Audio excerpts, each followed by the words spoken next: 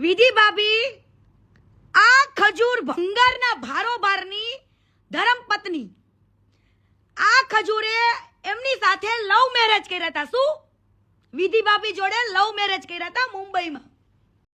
અરે યાર, કીર્તિ પટેલે તો ખજૂરભાઈનો આખો ભંડારો ખોલી નાખ્યો હોય ને એવું લાગે છે।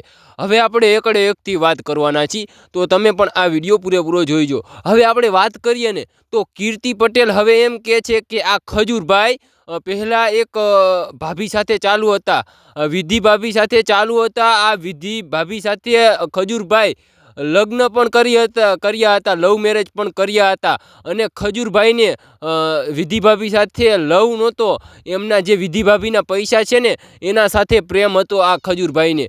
હવે મિત્રો આપણે વાત કરીએ ને તો ગુજરાતની અંદર ખજૂરભાઈનું ખૂબ મોટું નામ છે, ગરીબોને દાન કરે છે। પણ મિત્રો અત્યારે કીર્તિ પટેલ એમ કહે છે આ જે ખજૂર છે ને એ હાવ હલકો છે, નીચ છે। આ ખજૂરને તો તમે ભગવાન માનતા હશો, પણ હું તો હવે ભંગાર માનું છું, ભંગાર। હવે આ ખજૂર ભંગાર જેને યુટ્યુબનો યુ નહોતો આવડતો, અને આ ખજૂર ભંગારને આગળ કોણ લાવ્યું છે ખબર છે? ધવલ ડોમણિયા આગળ લાવ્યો છે। ધવલ ડોમણિયાએ ચેનલ બનાવી હતી અને એમાંય આ ખજૂર ભંગારનું બેંક અકાઉન્ટ એડ કર્યું હતું, અને એમાંય ધવલ ડોમણિયાને નથી ખબર કે આ ખજૂર ભંગારીઓને એ આગળ જઈને દગો દેશે। હવે આ કીર્તિ પટેલ તો એમ કહે છે કે આ ખજૂર ભંગારે ધવલ ડોમણિયાને દગો દીધો છે અને ધવલ ડોમણિયા પાસેથી આ ચેનલ હડપી લીધી છે।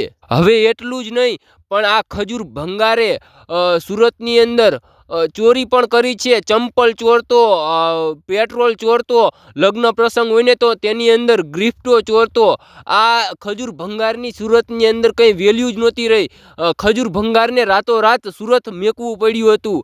અને મિત્રો ઘણું બધું કીર્તિ પટેલે લાઈવની અંદર આવું બધું કીધું છે, અને લાઈવ કીર્તિ પટેલ છે ને તેના ઇન્સ્ટાગ્રામની અંદર જે લાઈવ કર્યું હતું ને તેનો વિડીયો પણ અપલોડ કરેલો છે। અને ખરેખર મિત્રો ખજૂરભાઈ વિશે ઘણું બધું કીધું છે કીર્તિ પટેલે। અને આપણે વાત કરીએ ને તો અમારી ચેનલની અંદર નવા આવ્યા હોય ને તો જરૂરથી એક સબસ્ક્રાઈબ કરી દેજો, અને લાઇક ન કરો ને તો ચાલશે, પણ કોમેન્ટની અંદર જય દ્વારકાધીશ જરૂરથી લખી દેજો યાર।